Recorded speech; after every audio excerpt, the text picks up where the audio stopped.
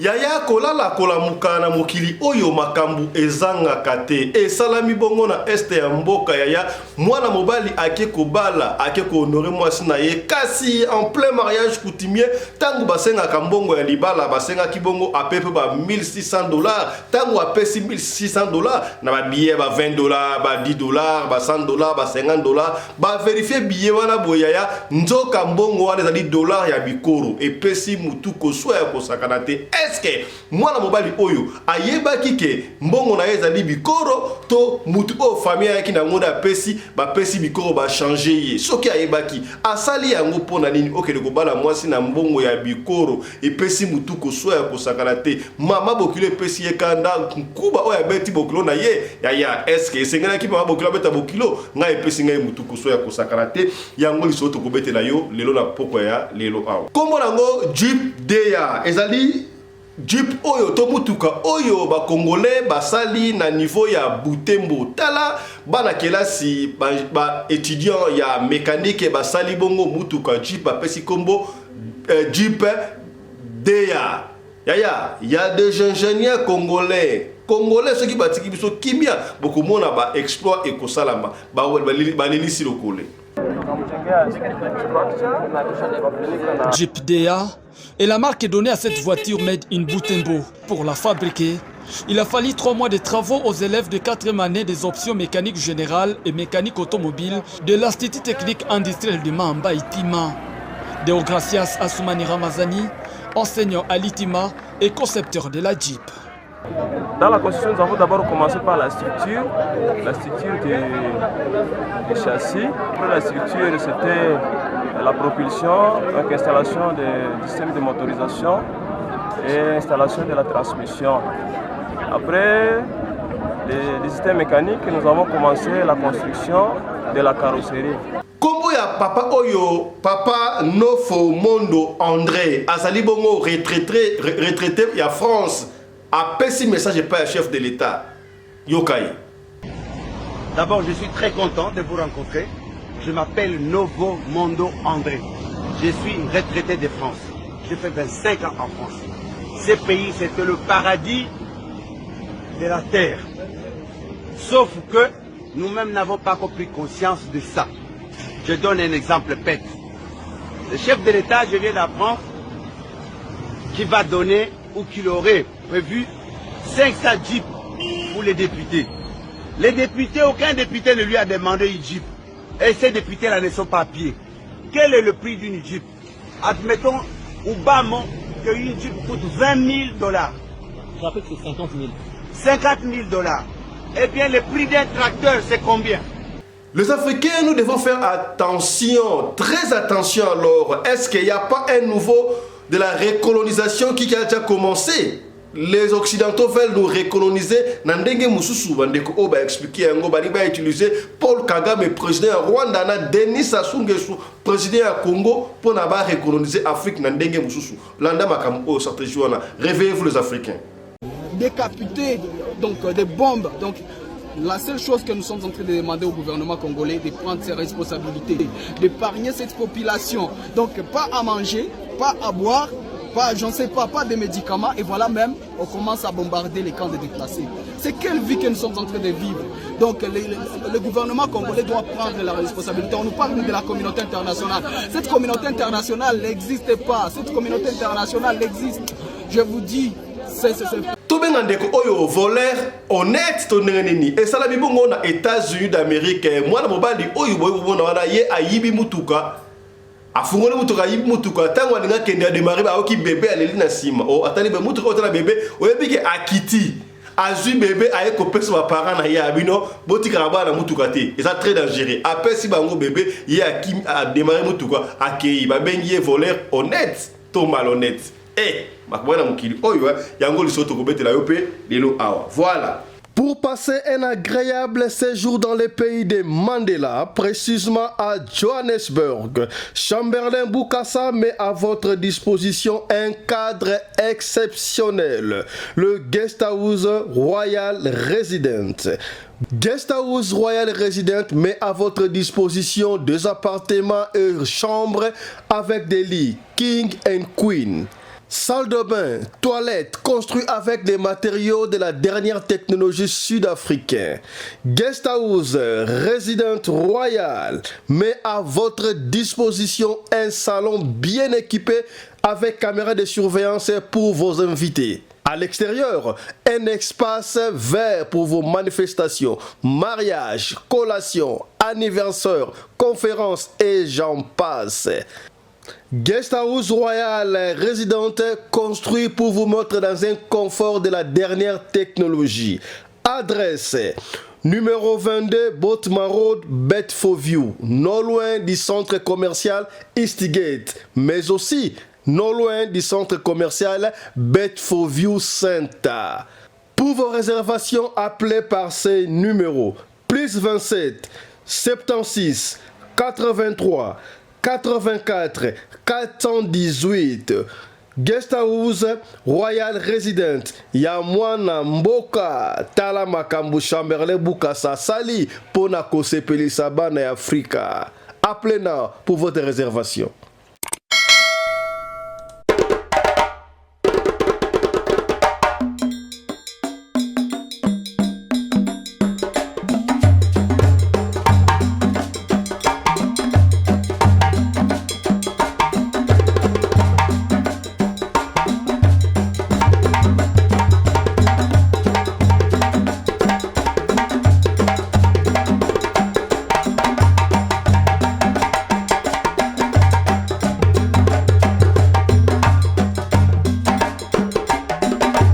mobali mbinga na mwina ngolo aboya hydroquinone soki ezotambola basheri bazokwea mayanga na retrouve douce tendresse affection epa na yo nasalelo nini mpo ndimake na kupendaka sana.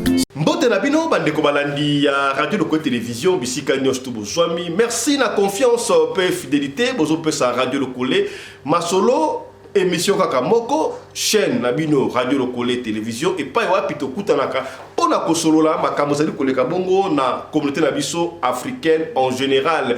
Mingi ya biso batu ya mangala ngai kombo na ngai Fiston Pelende tata ya Sedek. On ne cessera jamais de faire un clin d'œil de remercier Michael Josh, partenaire officiel ya chaîne Oyo. Michael Josh du Griffe ya mwana mboka ya spécialité na makambo ya kolata yo oli kolata mingi kota kuna na site ya Michael Josh LLC okomona ba article za kuna moins cher olingi kolata super wax hollandais original kota na site ya Michael Josh au commandé yango parce que Michael Josh azali bongo partenaire na Vlisco ezalaka bongo na Hollande esika ba salaka ba super wax hollandais donc ils sont recommandés à partir de Michael Josh okozwa yango na moins cher to bosani peut-être Rosanta Beauty Place Maison Oyo ezali na Toronto na Canada bango bali ko offrir bino ba sapato ba peinture ya mine na partie à 45 prix de 55 numéro la taka size na yo benga Rosanta Beauty okozwa yango et puis na ba écharpe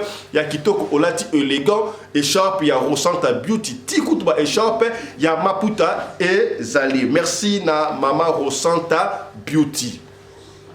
Pour bandeko anti-poison, tu as dit que le bâton midi poko ya benga biso tu en contact avec bandeko anti-poison, tu ne sais pas nani ya inakayo. Oza na mikili ya poto, oza na mikili ya Afrique, olingo de déplacement en Afrique ya yebe la vision. Cause la te comme trop tard, ba nikio et pour le benga pas fiston. Ba tali nga poison te, na zo ka ba quoi pamba anti-poison ni c'est le moment. Benga tu en contact avec bandeko anti-poison pour na yo oza la sauver. Autre ba quitter. Tolobi, voilà. Narabaki yango déjà des bandeli to kosola masolo ya ndeko oyo ake ko bala bongo na ba faux dollar. Est-ce que ayeba ke ça ba faux dollar to ba triquer on ne sait pas. Yango to kobeta le solo wa lelo kasi ya moto beta le solo wana tika to développer moi makambo moko mibale oyo moni bongo na sommaire. Yaya tolobaki yango de bandela to ba mikolo leki. L'Afrique veut se développer maintenant. Son l'ex-l'Afrique libre. Beaucoup de monde dans le Burkina Faso l'a prouvé. D'ailleurs, on profite pour vous signaler que le capitaine Ibrahim, président de la République de Burkina Faso, y est à suspendre la chaîne étrangère, la chaîne occidentale, la mauvaise campagne pour les Africains.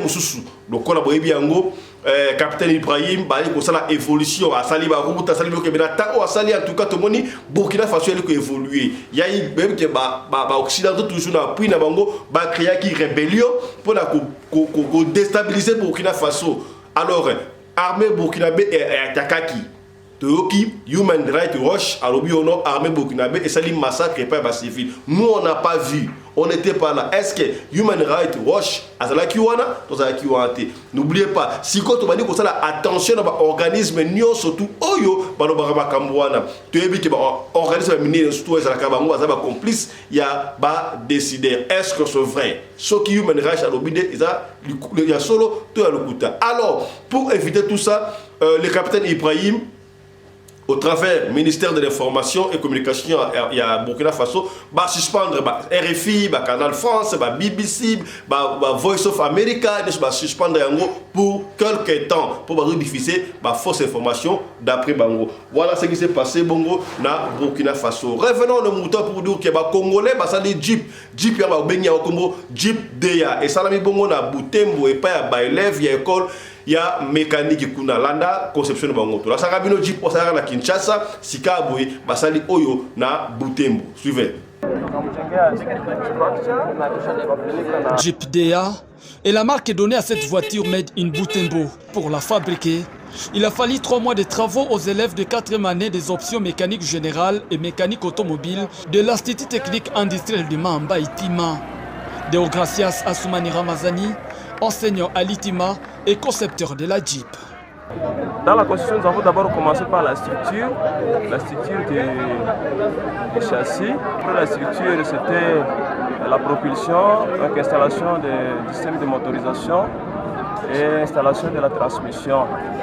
Après les systèmes mécaniques, nous avons commencé la construction de la carrosserie. Après les tôles pour courber les tubes, certains tubes, et puis la soudure et beaucoup d'ajustage. C'est ainsi que nous avons cette réalisation. Et nous étions aussi accompagnés avec un électricien automobiliste qui nous a aidé avec l'installation. Vous voyez, il y a tous les circuits là-bas, circuit de freinage avec l'effet stop, le circuit d'éclairage signalisation avec le clignotant et le circuit d'éclairage avec deux phares, le feu de route et le feu de croisement. Et puis nous avons fait un peu de la peinture et on était encore dans les procédures de continuer parce que ce n'est pas encore fini, nous allons continuer à améliorer. Le premier à rouler dans cette voiture est Kakule Batoti Mambo, chef de culture, art et patrimoine à Butembo. Ses premières impressions étaient plutôt bonnes. C'est du nouveau à Butembo avec une voiture made in Butembo. Je suis très satisfait. Merci beaucoup. Et je ferai un rapport à Québécois qui est l'autorité urbaine. Le coût estimatif des travaux de fabrication de cette voiture est estimé à près de $2000 américains. La voiture a la capacité de transporter près de 10 personnes. 2 personnes devant et 4 personnes de part et d'autre à l'arrière. Les élèves qui ont participé à la réalisation de ces chefs-d'œuvre encouragent le gouvernement à investir dans les écoles techniques. Donc nous allons les supplier de chaque fois soutenir des activités techniques comme celle-ci et puis de renforcer un peu les moyens au niveau des écoles techniques. Il n'y a pas que la voiture qui a été présentée au public. D'autres grandes réalisations des élèves, ici des différentes options, à savoir la mécanique générale, la mécanique automobile, l'électricité et l'électronique, ont aussi été exposées à l'occasion de la journée porte ouverte de ce samedi. Le préfet d'études à l'ITIMA a saisi la balle au bord pour interpeller la conscience des parents. Les écoles ne se ressemblent pas. C'est comme les hôpitaux. Tout soigne et peuvent guérir. Mais ce n'est pas pour rien que les médecins font des transferts de l'hôpital à un autre. Les écoles, pareillement. N'hésitez pas à demander le transfert de votre enfant pour un suivi plus efficace à la menace ensemble à Maman. Vous allez vous-même faire juger à partir de ce que vous verrez. Rappelons que c'est en marge de la journée dédiée à l'enseignement en RDC que la journée porte ouverte de ce samedi a été planifiée à l'Institut technique industriel de Mamba. Voilà. Comment il y a papa Oyo Nofo Mondo André, alobi azali ancien retraité ya France, n'invité ancien retraité ya France, André kasi et loko intéressé biso awa message oyo apesi pa ya mokundi ya mboka. Toyo qu'il paraît mokundi ya mboka va encore offrir 500 jeeps pour na député. On n'a pas confirmé ni toyo ki kasi ye aleki a expliqué apesi conseil et pas ya mokundi ya mboka. Au lieu chaque fois ya kopesa ka ba 500 jeeps et pas ya ba député et pas ya ba sénateur. Pourquoi ne pas acheter ba tracteur? Jeep Moko, c'est à peu près à 50 000 $. Si la mémoire ne me trahit pas, 50 000 $. Tout est à moi, 30 000, attends même 20 000. Tracteur, ils ont combien? Au lieu de donner, tu peux citer, qu'on peut ça va député, bah cadeau, Jeep au console. Au lieu qu'on peut ça va Jeep, pour n'ani pas si va monter bah tracteur, bah qui ne pour ça là. Bilanga, na ba fief na bango. So bah ça dit bilanga, oui tracteur, moi ça là combien d'hectares? Peut-être il y a ma sangu, toi il y a ma dessous. Ndeko oyo. Ancien retraité, il y a France, APC, Conseil, Landaï.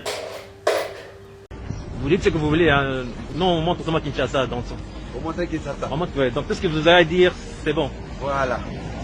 D'abord, je suis très content de vous rencontrer. Je m'appelle Novo Mondo André. Je suis retraité de France. J'ai fait 25 ans en France.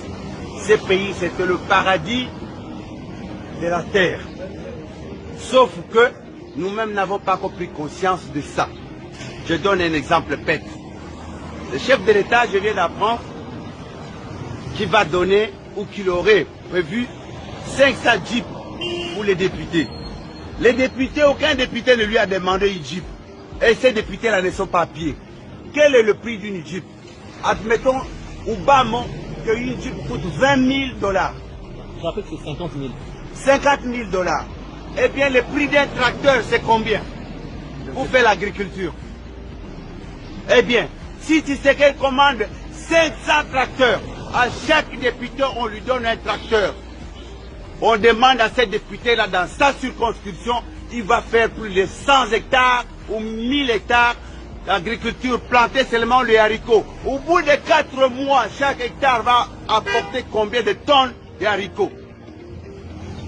On donne à nos militaires, prend 1000 militaires, on leur demande de planter seulement des boutures de manioc sur 1 millier d'hectares de manioc. Au bout de 8 mois ou 12 mois, nous avons de manioc. Le prix de manioc ici va coûter un sac 10 000 francs. Qu'est-ce qui lui a pris pour aller proposer aux députés des jeeps? Une jeep, il ne donne seulement pas le jeep, le monsieur là va acheter le carburant, il va acheter de l'huile, ça va tomber en panne, tout ça, ça va rapporter quoi au Congo? Mais apparemment les jeeps sont à crédit, c'est-à-dire qu'ils vont payer petit à petit. Mais, apparemment. Mais justement ces crédits-là, qui va donner les crédits? Mais prenez les crédits pour les tracteurs. Non, mais ça veut dire que chaque mois, les députés vont commencer à rembourser l'argent. Donc, ça va faire exactement 25 millions pour les 500 jeeps. Oui. 25 millions. Et chaque mois, les députés vont commencer à remettre l'argent dans la caisse de l'État. Apparemment. Cet argent-là n'ira pas dans la caisse de l'État. Est-ce que quand quelqu'un fait l'agriculture ne va pas rapporter l'argent dans la caisse de l'État? Entre quelqu'un qui fait, d'abord, le Ndundala que vous appelez Bitekoutekou et le Matembele. Au bout de 15 jours, vous avez le Bitekoutekou. Lorsque vous allez à l'aéroport de Njiri, vous arrivez à la descente là, il y a des mamans qui font le Bitekoutekou. Ces Bitekoutekou là, ils mettent dans des cartons, ils amènent à l'aéroport, ça part en Europe, quartier Château Rouge, Bruxelles, Matongé, tout le monde achète ça le même jour, ces légumes là finis. 15 jours seulement. Mais si on fait des hectares de Matembele pour envoyer en Europe, ça rapporterait combien pour l'État congolais et pour cette population? Ici, on ne peut pas crever de faim. Moi, je suis en colère d'apprendre que ces individus-là qui sont au pouvoir prennent de l'argent, ils font n'importe quoi avec, ils vont se promener dans toute la ville. Lungwa, Bangonyos, ils habitent Gombe, la plupart. Les carburants qu'ils prennent pour se promener dans Kinshasa, ça rapporte quoi? Vous savez, nous sommes ici 15 millions d'habitants. Disons, plus de la moitié sont des enfants, 8 millions sont des enfants. Et 7 millions sont des adultes. Si nous enlevons 1 million de malades, il va rester 6 millions de personnes valides. Les 6 millions de personnes valides, les femmes sont plus nombreuses que les hommes. Donc il y a 3 millions 500 femmes et 2 millions 500 hommes. À ces hommes-là, chaque homme pour lui donner une femme. Vous savez qu'on peut construire à chaque Congolais une maison. Puisqu'il va prendre sa femme et ses enfants. Est-ce que nous sommes des malades quelque part? Ça ne va pas dans notre tête. Comment nous pouvons faire des choses comme si nous étions fous, nous étions des malades? Ils vont en Europe. Ils savent que dans Paris, il y a de l'eau, des fontaines d'eau dans Paris. Tu as soif, tu appuies quelque part, tu bois de l'eau. Et cette eau-là, la nappe phréatique de Paris, c'est plus sale que notre nappe phréatique ici. Pourquoi, bon sang? Pourquoi? On ne peut pas installer des fontaines publiques ici pour que les gens puissent boire de l'eau. On nous apporte des bouteilles qu'on jette partout. Une petite bouteille doit marquer American Water, Swiss Water, Canadian Water. Quel est ce complexe là, imbécile? Complexe d'aller mettre le nom de Canada, le nom de American Water, Swiss Water. Est-ce que Congo Water va beaucoup tchéter? Maïwana est dans la Suisse. L'eau de forage à quelques 90 mètres, bazote qu'il a bien encore 500 francs. Mais cette eau-là doit coûter 1 franc congolais, même pas. Hein? En plus, ils nous jettent des bouteilles partout. Qu'est-ce qu'ils ont mis de plus dans cette eau-là? Rien du tout. Et on laisse les gens vendre ça dans la rue. Tous ces gens-là dans la rue, on les arrête d'abord. Et puis on met des fontaines publiques. Nous avons de l'argent pour ça. Papa, est-ce que vous avez vécu en Occident? J'ai vécu en Occident 25 ans. Je suis retraité de France. J'étais notaire. En France? En France. Okay. Où ça exactement? La France est un pays pauvre. La France est un pays pauvre. L'ananas ne pousse pas en France. On vous vend de l'eau aromatisée avec du sucre coloré. On appelle ça le jus. Ça, c'est pas le jus, imbécile. C'est pas du jus. Il n'y a pas d'oranger en France. Il n'y a pas de manguier. Il n'y a pas d'ananas. Le café, on appelle ça café de la Côte d'Ivoire. Et ça, aux États-Unis d'Amérique, un voleur honnête, yaya, n'a habité honnêteté, joué un gros, n'a ndengeni, koiba, ezali mabe, mutu, oyo musana ye, aiba ka mituka, ayaka a Jack, bino alaxi, bino mundu kitombeli, aibi mutuka, kasi akutani naka oyo, abimisi batuna mutuka, couple moko ate bango libanda, akoti a démarré, tango abandi kokende, o, amoni, bébé aleli na sima. Tant que vous avez oh, mais parce que na simandere nini, oyebi a freiner a zonga. Nde kombali o moyibi o voleur oyo a kitini bo mona wana azui bébé. Azui bébé aye a pesier pour apparent na FC, bo sala attention mbala sima, bo tika so mwana yebo mona mutuka te sama la muté. To bengani aza moyibi moko honnête to aza moyibi malhonnête. Nga epesi ngai mutuko so mais exemple na yebite à suivre to ya ndenge nini, to peleni. Si quelqu'un va kangiye boy, va condamner, to va kotika yi, ayibaki, ba ça déjà c'est mon madame, image au moni wana, ils ont des caméras de surveillance de et zuyango. Voilà. Et l'équipe on a États-Unis d'Amérique. Voilà. La stratégie pour la recolonisation de l'Afrique est déjà en marche. Nous avons été colonisés, la colonisation, on va plus revenir là-dessus, mais les Occidentaux nous avaient promis. On va revenir pour la recolonisation. D'ailleurs, la recolonisation se fait déjà. Nous avons eu les indépendances politiques par bouchement. Nos dirigeants sont en train d'être dirigés par les Décideurs. Ça, on ne peut pas se voir la face. Quelques dirigeants africains qui veulent se révolter, ils les ont dit clairement dans leur livre maléfique, démoniaque. Quand vous résistez contre nous, vous comprenez, hein? Et c'est ce qui se passe. Ça s'est passé avec beaucoup de présidents africains. Magoufoulou, Mouzé Laurent Désiré Kabila, Thomas Sankara. Ils sont toute une litanie, tout un chapelet de présidents par les Occidentaux parce qu'ils ont voulu le développement de l'Afrique. Même Kadhafi, vous l'avez vu.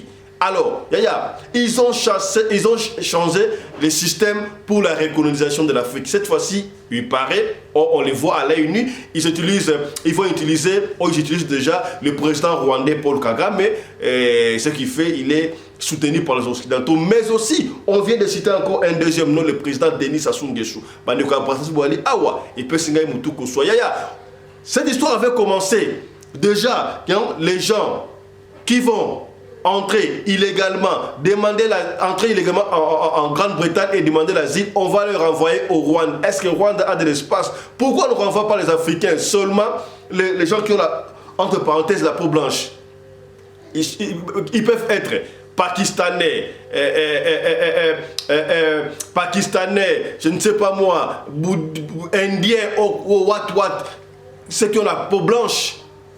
Après avoir demandé l'exil, en Grande-Bretagne, ils seront renvoyés au Rwanda. Est-ce que le Rwanda a de l'espace? Rappelez-vous, tant que vous allez renvoyer Kuna, ils ont bien planifié quand ils seront installés en Afrique et là ils vont commencer à acheter des terres. Yaya, Salaka Angele,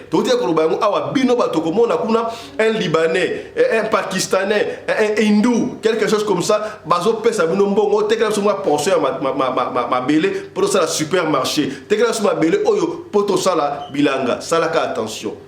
Ils ont un plan machiavélique parce que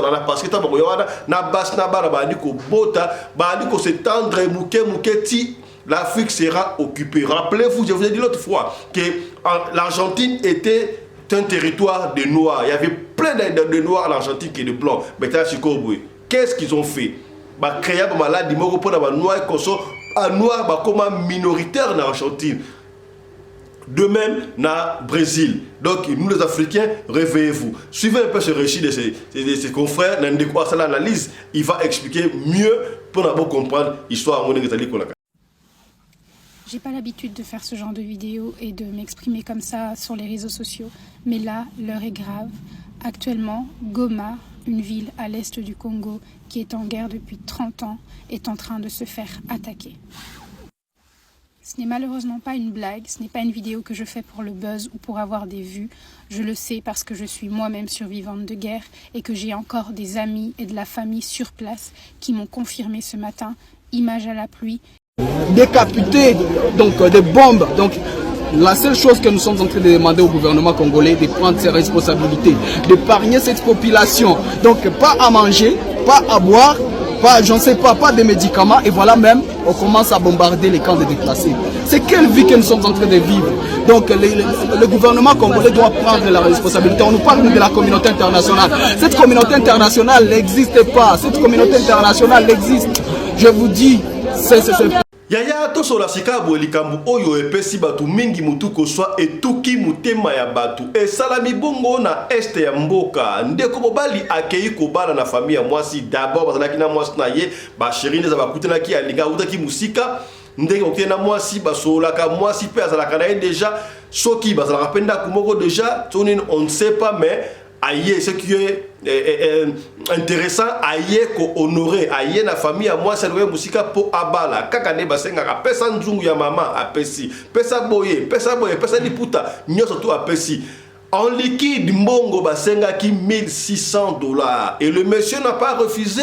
Aïe pe na mbongo na ba famille apesi $1,600. Kasi tango bazui $1,600 wana babanda ko compter muto ko compter aza maître ba congolais bazama kasi na mo checker dollar. Tango ko compter ba checker ba dollar wana ya bikoro na bikoro. Imaginez-vous $1,600.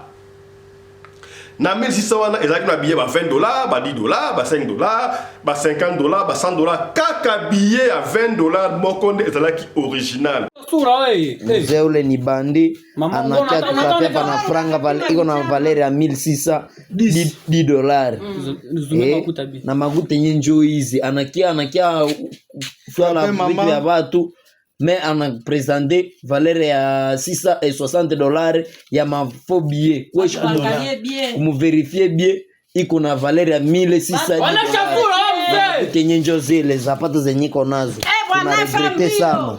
tunaregrete sana mukakona munamuyua pale na nikiamana na potaki huyu utake ile utake ule njoo ule baba mwenyewe bwana mimi na kugonga mama mwache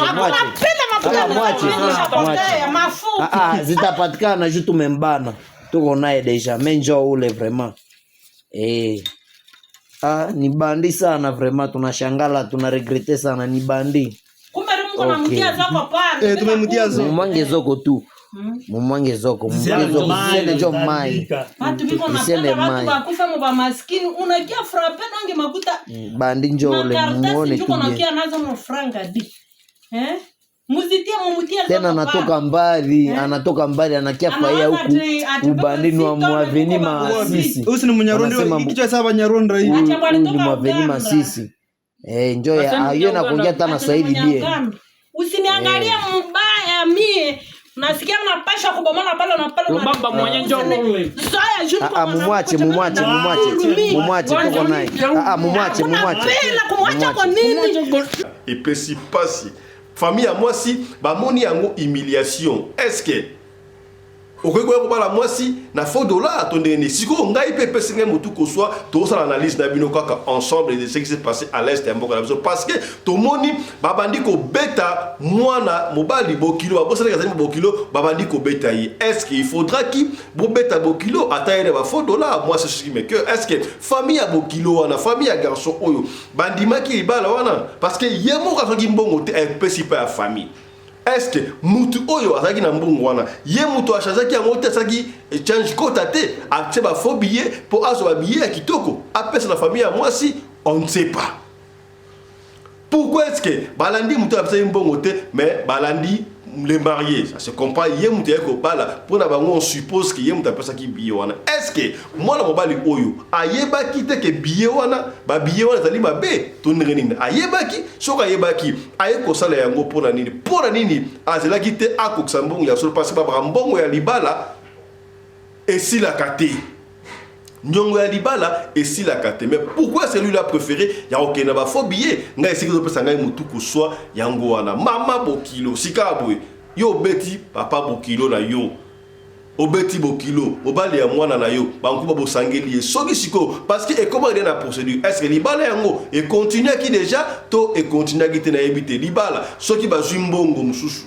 bakoya ba continue libala wana to ba continuer te ngai ezo pesa ngai mutu ko so makambo ya boye yango totali yango analyse ensemble na bino to solo la sika boye to benga batu oyo bazali ba expert bango ba moni yango ndenge nini yo pene wali wana soko ko benga biso likambo te benga biso pesa biso avi na yo moni yango ndenge nini oye ko bala ndengo wana obali mais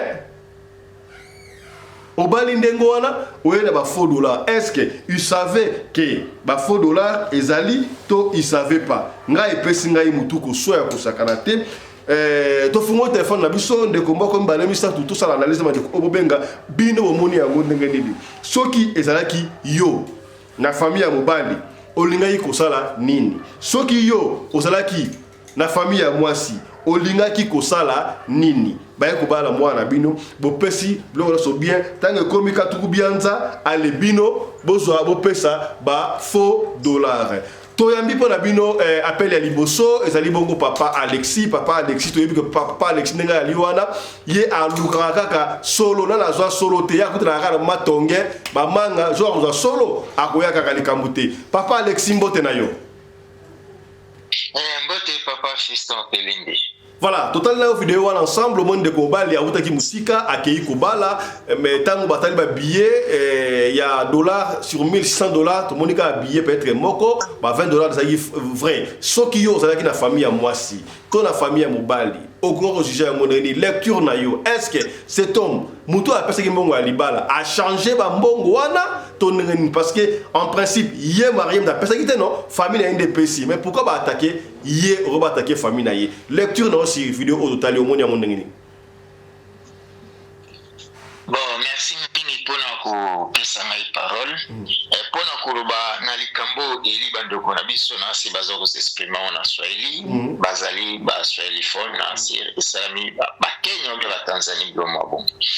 Et là ka liboso nanu tomi komi poser question et là on est poussé pour basala mari bongo mobali aye ko bala poni basala bongo basala mo puisque on a constaté que mobali wana aye na faux dollar ya ko bala mwana na bango alors tomi chano na famille ya biso mwasi to moni garçon mo boy aye ko bala mwana biso ba fin dollar et loka liboso na to kozeno un aventurier loka mi balé apesi biso famille na nous respecter ya babu kilo il nous a pas respecté azui biso lokwa ba chose moko boy ya misa tu a respecter pe mwasi na ye oyo aye ko bala te donc cela veut dire quoi cela veut dire que lelo soki ke to mona ke dollar wan eza ya bien te je te mona kango te to zwango cela veut dire que mwana na biso to alinga ke na libala alinga zala une femme malheureuse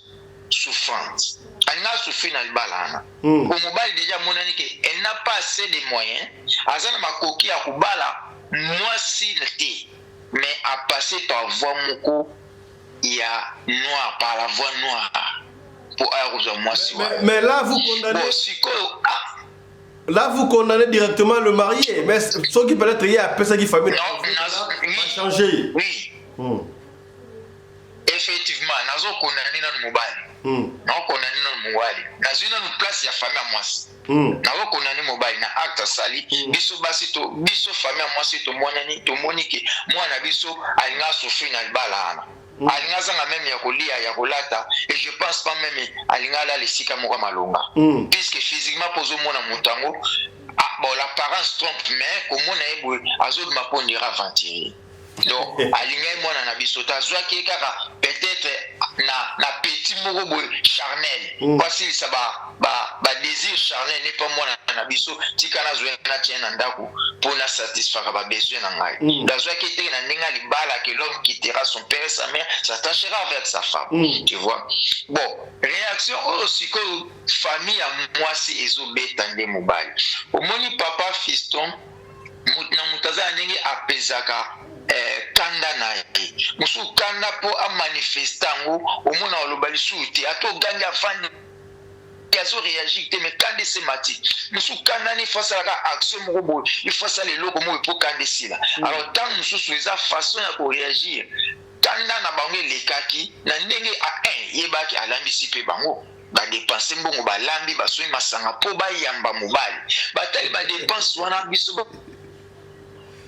et bien la poche à batebele poche à batebele oh ya pesi 20 on a pesi 30 40 c'est coquille moi 70 toi ya babu kilo boya ba privé ba besoin na bango mususu pour basala honneur ya famille ozo mususu benga bafuta ba loyer benga bafuta ba courant mai mususu benga bafuta ko minerval bi non pona honneur à famille moi na obala yo minerval sima ndaku papa ko lupa muzela to futa sima poto obali sa mwana batali nyoso tona papa fiston mafuta mati elobi na mafuta mati ya mwana ba réagir bon mais ma préoccupation préoccupation nga boy siko bango ba beti bokilo pona nini est-ce que bokilo mutu ayaki apesi mbonga libala to mbonga libala pesa ba pa famille afai na yona l'honneur n'est-ce pas mutu susu to tata mwasi to nani mbamde ba pesa ka mbongo wana soki peut-être ya pe mbongo ya solo mais mutu wana ba liger ba changer ba billet musu ba pesi siko kweli na mutu na ndengeni est-ce que papa fiston ekwe na mutu na ye est-ce que balobi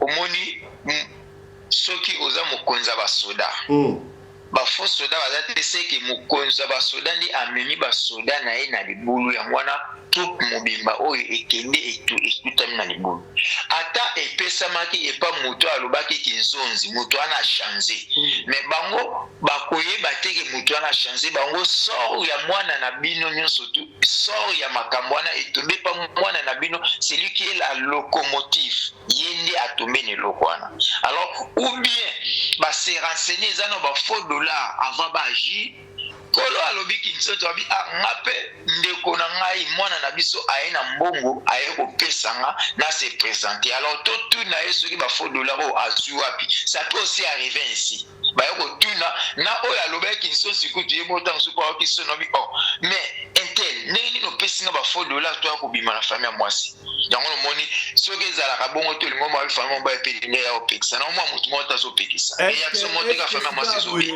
libala wana ekozala lisusu so mbala ki a changer ba billet ekozala lisusu so kozaki na femme mwasi en tout cas libala ekozala lisusu te puisque départ déjà monani ke donc mauvaise foi ya famille ya mobali pe ya mobali mukuna mauvaise foi sikoyo libala anezala te posweka sikoyo biloko ba habitude banzungu basukali bantaba nyoso tuwane kozonga. En tout cas, quant à moi, une famille qui se respecte, une famille qui se respectent. En tout cas, bozonga na biloko na bino. Bozonga na biloko na bino, na fo dollar oboye nango déjà. Départ déjà fondation, eza na zelo. Ata bo matisi ba mwelo, ekokweya déjà. Sini monani déjà wana. Ekokweya. Voilà, merci. Donc bazonga na biloko na bango pona nga libali bozalati. Merci beaucoup. Déjà faux départ. Merci beaucoup papa Alexis hein. Bon, siko, nalingi na soki sabo siko wana na famille mwasi. Famille mobali siko. Allez-y. Famille mobali siko. Eza dignité penza. Dignité. Que ça soit ma bé o ya salaki, il fallait pas le façon o ba ko refuser to ko réagir ke baba na ko beta. Wana nde ko beta ko simba na nzoto. Eza nde kondanabe wana nde na condamner famille mwasi. Pourquoi ba beti? Maloba pezali, maloba mso frappa akoleka même kobeta na maboko bo. Il fallait balobaka 1 point très liba esate papa telema na kiti na biso ndenge boyaki na biloko na bantaba bokende ke bobeta. Lelo coup blessure volontaire boyebi soki écouter bango combien lelo tu vois. Boya beti te bino ne bobeti. Soki pas bien zong c'est comme légitime défense et ne sala kama be. Condamnation na condamner pour ba beti mais acte mobile sala en tout cas liba les ati. Voilà, merci beaucoup papa Alexis. Tozui commandant commandation de Djobour, demain intervenant. Commandant, bonjour commandant. Bonjour, Fiston Pelende Tata Sadek, le patron de la presse d'Afrique du Sud. Voilà, merci beaucoup mon ami personnel La Voix Digitale. Oya boy batie na tenu ba soudé ke ndakandengo wana. Total na ensemble vidéo oyo ndeko bali a lingi a honorer moi sinaye parce que musu ba fanda kandengo ba linga ko bala te. Ake ko bala apesi ba sukali, apesi ba miliki, apesi ba ntaba kasi tangu ekomi tangu ya mbongo apesi $1,600 ba compter boy. Analyse na yo sur le Kambwana omoni yango ndenge nini? Voilà, merci beaucoup moi la mboka Fiston Pelende. Tolandi vidéo, naoki papa Alexis nenga lobby, mais kotala vidéo wana, toko panana ko analyser ngo na eloko oyo babenga en anglais body speaking something like that. Donc apparence ya mutu elobaka. Tango otali ndeko na biso oyo ayi kobala okomona ke il assume ke mbongo wana ezali ya mabe parce que soki azali koassume te alingai kotia monoko makasi ebisa bango non tokende esika wapi nasalaki échange ya mbongo oyo bato wana nde bafrape ngai avandi kimia abangi fama bokilo te abangi fami bokilo te avandi kimia parce que ayebaki eloko ayanga asala donc eza frappe oyo alinga frappe bango. Papa Alexis a bien regretté ndenge basimbi na nzoto. Oui, kobeta ezali mabe. Mais il faut koyeba la kanini oyo mama bokilo na bandeko ya mwasi batie escroc oyo maboko. Pourquoi batie maboko? Nation hypothèse ya liboso. Supposons que famille oyo babatelaka mwana na bango malamu, babike mobali oyo bala mwana na biso ifa kuta e vierge. Comme ça, biso tous à la honorer. Ndeko oyo ayeleti fiancé a escroquer moi sinzoto. Siko ekomi tango ya honorer akomi kopesa ba mbongo ya mabe. Ata yo moko famille wana si baza na esengo na ye. Baza na esengo na ye te. Et puis bandane bandeleti na suka azokokoloba te conscience na eza kosala. Pour ceux qui sont ngai bo. Na yo sebi non. Tranquillisez-vous. Muto asala nga échange ya mbongo oyo na yebiye. Tobi matoki ndekuna na récupérer misolo na ngai en franc comme ça tout le place musu to ça l'échange mais ya vandi kimia ndenge mundela lobaka qui dit mot consent donc ayebaki makambo ya salaki aluki place ko frapper ti ya ko escroquer oser ko escroquer na belle famille ata yo mo tromper que maboko ndenge. Mais yo bengi yango escroquerie par rapport à lui parce que ya yeko honorer peut-être pas yeba kini ba billion ata yeko pesa mbonga libala siko ça tourne en vinaigre yo condamné kaka ye. Omoni nde aboye to en Afrique du Sud awa soko sangisi 2000 Sud-Africains oyo oyo asamona dollar asimbi yango soki baza ebele bakozala 5 personnes. Mais na Congo soki ozwi 2000 personnes peut-être 199,9 dona moto ndambu ayebi dollar asimba dollar.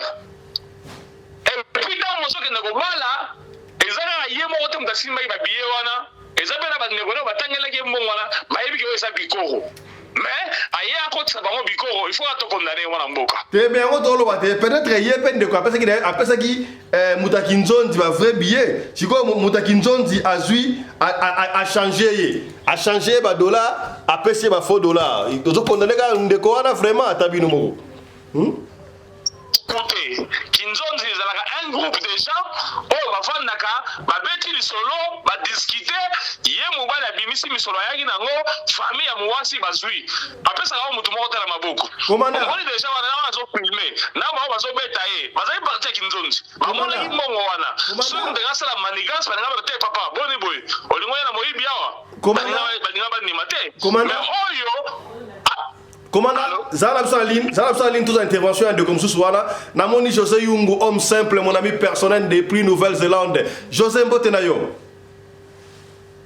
Le sac qu'on a eu de Konangai, Radio Locole, Fisto Pelende, P. Mbotenayo, commandant des sons de Djobu. Voilà, donc José analyse nayo par rapport à l'Ikamoune de Koueli Bandeko Est, yo akei kobala, mais apesi, basuka libye, bantaba, même banzunga ma famille sa pesi kasi, tant que comme tant ya mosolo, katuku bianza, apesi bango $1,600, ba compter boye yaya bikoro, bikoro te kosa papier, actuana, famille à moi si ebeti bokilo. Yo analyse na yo soko za la famille à moi si olunga oso ngondrini soko za la famille obali olunga oso ngondrini ndeko José. Bon, ngai premièrement na comment condamner biso toza ba congolais to sala ka makambu nyonso na fra congolais. Wana elo uso yami bale ndenge famille koma ko tia ba dollar de Amérique koma na Congo et wana ezalaka te. Soki conséquence wana tika ba famille ngo emona aka boy. Ngai na kokota na likambo wana bongo. Pourquoi na lobe loko wana? Po omona libala et comment on des sociétés. Libala batu ba koma ko salela ngo ba programme. Que ceux qui t'ont eu $2,000, ceux qui t'ont eu $1,100, wana toko sala boye toko fongola ngo boye toko kende boye yango etanso nyonso koma bongo pourquoi pas batu basaka na biso te batu bando sakana kaka bongo bon nazonga keso tuni ngai omoni ndeko na ngai Fisto Pelende frappe ezalaka partout. Ata oya libala wana eza pe ka frappe. Ndenge ba pesi moto na de akalikilaki. Ayebaki ke bango ba yuma ta muso ba yebi dollar te. Tango ba mona ga mindele wana tika kaka ba rozwana bango. Menzo ka ne ba yanke. Ba yanke pe bazalaki wana. Ozomona. Donc apesa ki bongo ayebaki ke ta muso ba yebi dollar te. Mais soki ekenda na ninga afwa congolais. Makamoni nso ngozala te. Et là, on va répondre à moi. Bon, Simba Noana, commandant Anderson, tu supposes que frappe Yandeko ou Simbaki a frappé la faux dollar, a joué moi si à Kenaye. Tant que moi ça kei, na Sima, ce qui va vous la réno est un faux dollar. Pourquoi les gars échanger, mais on a un faux dollar. Est-ce que famille en gros, bah les gars bazong, on va récupérer moi na bango, tu vas en ça n'engini. Voilà, merci beaucoup Madame Moka Fiston Pelende, merci na papa José l'intervention na ye, frappe eza partout. Au moni Madame Moka Fiston Pelende, mutu oyo, tu moni maman na tumboki wana, maman na ndimi ko beta ye parce que eloko ya sali azako mema liwa na famille wana, de azako mema bokaboli na famille wana, 3 donc kimfundu linga bima na famille wana. Zo siko keno, bokilo si mwana ke na ye, e komi to kabola la to ko ba, to ya na butu boya, lobi to beta lisolo siko na biso na famille to kabola la. Ta boya boye, mama bokilo pa bokilo bimsambongo boya, biko, ye bisangai. Ozo na degré ya kana batu bakosana yango batu musu bakondi mateke no bokilo ba pesa faux dollar balinga ba no papa ya mwana na mama ya mwana nde basali mabe oyo batrike bango donc famille linga ekabwana mobulu linga ekota donc na estime na ba nyonso bapesaka papa wana na mama na elinga okende na mai nani oyo alinga ondima ke non bokilo aye obala na faux dollar wana ta soki betalenga lisolo ke non tala bokilo abalaki lobi nango mpe kozwa mbongo papa ya mwana alobimisa faux dollar tokoloba nini te bokilo akoki jamais kofrappe famille ya babokilo donc c'est que papa na mama ya mwana mwasi nde basali makambo oyo donc jo oyo ayaki na esprit ya kopanza famille oyo jo oyo ayaki na esprit ya kokotisa division na kati ya famille azali mutu malamu te azali mutu mabe ndimela ngai azali mutu mabe. Voilà, dernière question, pas de José Nandeko Anderson, on va finir. Si tu as dit loi na Congo que jamais beaucoup de na plus de $500. Loi on va voter la parlement. Et puis là comme on de José Lobby, il faudra tout banda koba na franc congolais. Lecture mabino. Est-ce que mbonga de ba $1,500 wala, to il faut qu'on ait $500 et puis to ba na franc congolais. To ba Nandeko José tout ça de Anderson. Bon, nga nakoki koloba boye basango pe mingi oyo bazobana na ba 1000 to beta lisolo awa ya ndeko babalaki ye ake Canada akoma ozonga lisusu kolinga mibali na Congo libala ekufi mais babalaki na combien babalaki na $2,500 mona mobala batu komone pe ndoi na ngai José a perdre $2,500 donc babiloko wana déjà et kobalaka na bambongo ebele wana ezalaka te po ata bamama na biso baboti biso bapri ebele bongo ezalaka te mpe bawumela na mabala likambo mosusu eza ke soki tokie oyo baparlement na biso soki badepute na biso bango balanda baloi oyo eza na avantage na bango bakota na baloi oyo eza na avantage ya bapopulation te oyo wana lokola eza na nini ya population baolandela yango nde nini abimisaki kaka mwa ide aflashaki kaka mais akolandela yango te mais soki loi oyo ke bafuta bango $21,000 tala ndenge elekaka aire nyonso bazodiscute seri yango makambo kutu ya politiki totya makambo kutu ya badepute wana oyo ya biso totya yango te donc eza nango n'importe quoi mais soki nazongi na batu bapapa na bafranc congolais franc congolais eza bien soki osengi franc congolais okotanga yango bokozwa ata baye na bango bapriki ndenge nini okotanga eza mbongo na bino ozomona eza mbongo na bino ke okena kotala ozoverifie ozosimba na mutu ya dollar ndenge ezalaka overifie moko mpo oza siri nango te ata bapesa bango ya normal elingo ozalaka bazocheke kaka wana bacheke boyebi nde bachekaka donc eza mpo na nga analyse na nga nango osalake libala ezonga na fa congolais mpe koexagere bapri ya ba $2,500 wana ya nango na importance moko te. Merci beaucoup José. Basango mpe oyo bato bazobala bazotosa te bakoma mito efongwama bango mito ekoma bango mibulu toyebi te tokoloba liso ndeni. Voilà, le message est passé. Commandant Anderson, on va finir avec vous. Voilà, merci beaucoup. Moi, la bonne Fiston Belende, Papa José Segistra, Mito Koma, et Kota déjà Maï, Mito donc, et Beba Kala, Azota Libala, Azota Koma, qui est Libala au Canada, au Lecha, na Moutoule, qui est laquelle Libala, yé Azo Boulé Makamoussous. Mon frère et mon ami personnel, Fiston Belende, est à Sadek, Makamouya d'autres Oyo, eza na ba voler belé donc ça na wa émission de une semaine aussi là té pourquoi je dis ça na on peut ça exemple mibale premier exemple une petite sœur to na na ISC Gomelakin babala eto kena libala boye ba bimisa mo libala bo $10 comme ça $10 o papa na bango aboya na mindondo ba libala bana nyo sa balsa na $10 ok to chama na mupandi deuxième exemple na autre exemple ya famille na ngai mon grand-père Claude Montana ça kufa déjà kokobar na biso Marcel ye soka balisi bana mbongo oyo yaki na kobala akanya o molaso acha na plastique akomi ko mona na ko mo mwasi acha ngo wana ba mbongo nyoso nezaka na pale asimaka yango te abanda ko simba mbongo na pona nini tant na biso moko tanga yeko bala tanga bala ebisabite omoni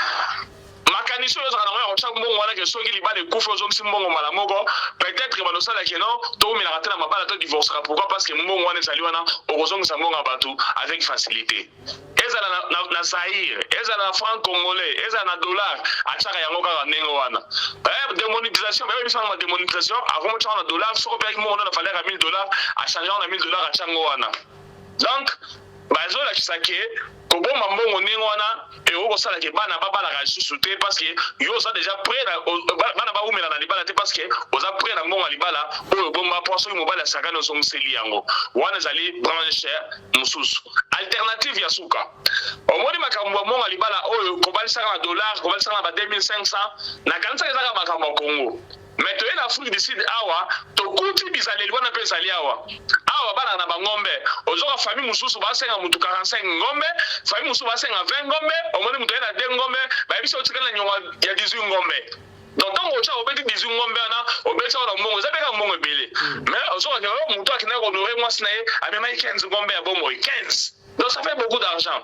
Donc ça air moko culture et dépendre de la culture à Batou air moko pe so compte nengwana mais papa José dans la raison à côté oyo ba papa ya basi la famille ya basi ba komisi yango gender ba komisi yango business ba komi ko luka ko soit mobali mbongo ebele avec rubrique que non pour honorer moi sinayo il faut payer ça mbongo ebele. Est-ce que Abraham tant que n'a pas la personne qui m'a révélé un grand point d'interrogation. Au moment que mes parents ya basi basa la rappel na bon moto basa le sape bon moto oza ko senga mbongo ebele boy oza ko sengela yango nini kala to yeba yike no tango we obala mukongo ba ko senga ofunga ba ko senga la pukolema ba ko senga saka munga ba ko senga yo na 5 litres ya nsamba masanga mbila. Donc moi si bazako bala ningo wana mais oya lelo combien moko boy ozo pesa mbongo libala mutu eza ko soa ndenge papa fiso pele na lobaka mutu eza ko soa donc baso calculer te est-ce que bango pe bana na bango ya mibali tango bako bala bako za capable ya kopesa biloko ebele ndenge bango basengaki un grand point d'interrogation. Donc na mukupe penza ba famille ya basi baye bana ndenge nini ya kosunga mobali aya ko bala na facilité au lieu moi c'est ya kokoma mpaka na ndaku abana kolika na nzela baza ko yemele ikia bana mike babala bakenda yo tikalo zaka na quartier oyo oza ko bala te na oyo etali député article wana ezali na avantage na famille ya mibali na famille ya basi ezali na désavantage kaka ndenge papa José Dobi totia wana mopanzi masolo ba député to kobeta yango awa te mais bon moto il faut esalaka ntango ya kosenga mbongo ya libala. Et puis pour terminer yo ndeko mobali soko oza kokende kobala na dollar soko mesana na dollar lukata 3-4 personnes ba vérifier dollar wana ke oyo kokweya na nkokoso ndenge ya oyo akweya na nkokoso azwi bibotu moyen abunda ezali te moyen kanga makofi ezali na belle famille et puis akomina incapable ya ko expliquer bango ke mbongo oyo bapesa inga pe kopesa mbongo oyo na yebi changer kwa changer ngai yango aza incapable ya koyebisa biso donc mabe koti ibana na limite ya osala malisusu. Merci beaucoup mwana mboka biso pelende na espace opesi ngai. Vous croyez que ndeko oyo apesi bango ba bikoro po kande l'équipe à $5,600 yango anga fa bango kan ezapele na kanda wana te bon mama kamwana tokolo baboy ta musu paye pa yepe ba frapaki yepe ta musu paye $10 te ozomo ta musu yepe azaki frappé omoni bato mingi bazana ba côté ya ba intérieur wana ba yebi pe $, ngo pe bien te ba yebi voilà bayebi na est bayebi $, bayebi bato ba minéraux zo mona bayebi $, na est bateka ba minéraux kuna bayebi $. Voilà, merci beaucoup. Et puis soki mutu wana yebaki soki azali conscient te na frappe wana alinga cha mndo makasi alinga msangata kidoto bi matoke na yebi changer la place la to no chachi mfundu kuna. All this speaking avant nikimia I consent ayebi makambo salaki ya kanisa ka kutana ba yuma quand ngo lobaki ne bandele papa José akanisa kutana ba yuma mais ayebi kutana kuna na batu o bafungola misu kala ba yebi $, ba sibi ba beige o bikoro e olegate. Voilà, merci beaucoup commandant Anderson Congo de Djebou mon ami personnel. Merci beaucoup papa José Yungu Isaki News Télévision. Bo s'abonner pe kuna masolo ya kitoko banalisa ya kitoko pe ezalaka kuna na Isaki News Télévision. Voilà, Bandekolandi à Radio Loco Télévision. Merci beaucoup na patience et fidélité. Vous avez qui na ngoto ça qui bon analyse.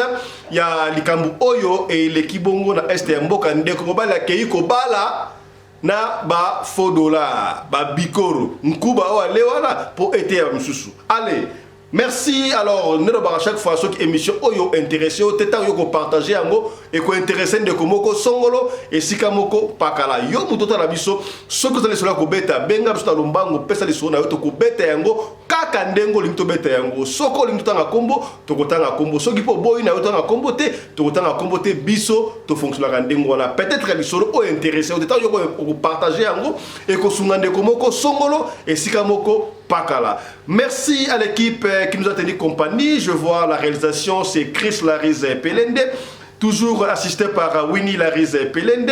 Merci à Claudine Larize Pelende qui est de l'autre côté à Régikuna. Nous sommes tous sous la coordination. Il y a Mamarina Umbi Larize Pelende, la femme à la compressor. Comprendre, c'est que bien les Kounyate, Jalouzute Kendaka, Ndengwana. Allez, portez-vous bien, santé de fer à tous.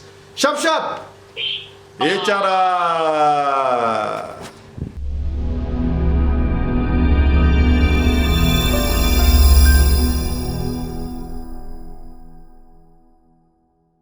Yaya, yo mutu olataka size to ba pointure ba sapatu ya minene yo bandinga basalaka makolumikie kasi na nenga mabete likozaka mune na partie ya 42 donc 45 mata kuna tala solution ezwami mama na biso Rosanta Beauty maison Rosanta Beauty place et libino solution Rosanta Beauty ezalaka bongo na Canada ye na Rosanta Beauty bateka kuna bateka ba sapatu ya ba makolo minene 43, 45, 44, 46, 50, 52. T'as la solution ezwami. Ce qui va te sapatu ya basi to ya mibali makominene solution ezwami. Asuki wana te mama Rosanta. Eh yaya Rosanta voilà.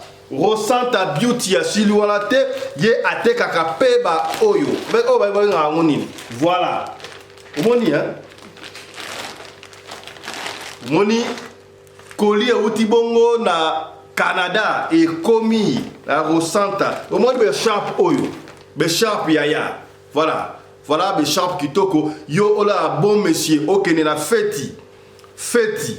Ok ne la feti songo olingo osala unique tala be sharp ya solo ya ngoyo. Be sharp oyo et rappelenga époque ya président Maréchal Mobutu. Vous comprendre nenga bana ko linga be sharp mingi. Donc be sharp oyo po ozwango yo benga maison Rosanta Beauty ezali bongo na Canada na Toronto.